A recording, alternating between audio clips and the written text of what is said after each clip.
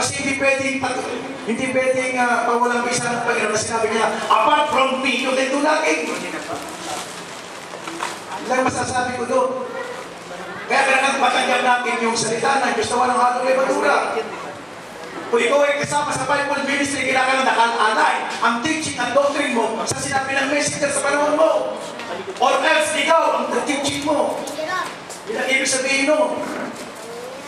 Kaya nga i-account ni Brother Branham, ni Pablo, ang mga bagay na itinulong nila sa kanilang panahon. Pagdating sa Judgment Seat ni Cristo, dalawa yung Judgment Seat ni Cristo at saka White Throne Judgment. Amen. Tayo, rinisip tayo ng reward kung tayo naging overcomer sa panahon ating kinabubuhay. Every church ages, meron niyang overcomer. At ang nag-overcome niyan, yung nakarinig ng tinig na salita, ng tinig na Espiritu Santo sa pamagitan ng messenger sa kanyang panahon. Hindi ka pwede mag-overcome sa isang panahon na hindi mo narinig tinig ng messenger mo. Babagsak ka dyan.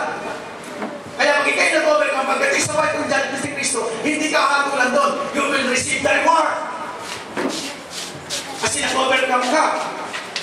Yun ang pagkaroon natin sa Judgment Seat ni Cristo. Pero alam mo, pag ikaw ay hindi na masunod, hindi ka nag-overcome, hindi ka kasama harap sa Judgment Seat ni Cristo eh. Doon ka na sa White Throne Judgment na harap. Doon ka na nilitisin. Pero kung ikaw'y nag-overcome, hindi ka harap sa Judgment Seat ni Cristo para ikaw'y hatulan, kundi para tanggapin mo yung iyong pagkatagumpay. Tanong po, doon po sa sinabi niyo po kanina na sa mga denominasyon na hindi kinikilala yung mensahe ng prophet, may iwan sa tribulation. Sinabi niyo po yun. Ang tanong ko po rito, paano yung mga taong hindi naabot ng mensahe na nasa denominasyon? So, pangalawa po, pero sinusunod po yung palaban natin sa pangalawa po, sabi niyo po kanina was na nagtawag ka sa isa sa sinabi ng propeta sa mag-aahiligan o bubugtawin. Okay. Tanong ko rin po, paano kung hindi niya naiintindihan yung message ng prophet? Bubugtawin pa rin po ba siya na naabutan siya ng kanyang kamatayan? Gusto ko lang tanong, paano gusto hindi na marinig?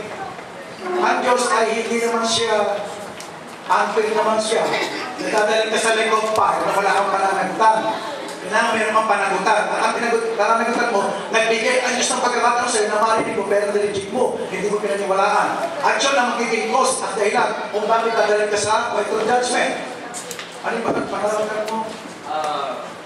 Pangalawang tanong po, yung sabi niyo po na pag may tawag ka sa kahit isa sa mensahe ng propeta, pupugnawin ka. Yung sabi niyo po kanina, paano kung hindi naintindihan yung sinabi ng propeta na nagdawag ka tapos nabutan ka ng kamatayan? So in Matthew chapter 13, verse 10, sabi ng Panginoon, Panginoon, bakit pag sa amin dinilinaw mong mabuti ang mga bagay na hiwaga at nakatakot sa hari ng langit? Bakit sa kanilang talihaka?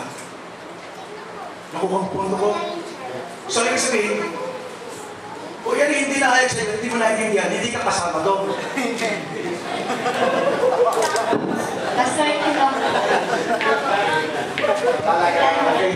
Pag hindi mo naintindihan, hindi ka kasama. Kailangan maintindihin mo nga para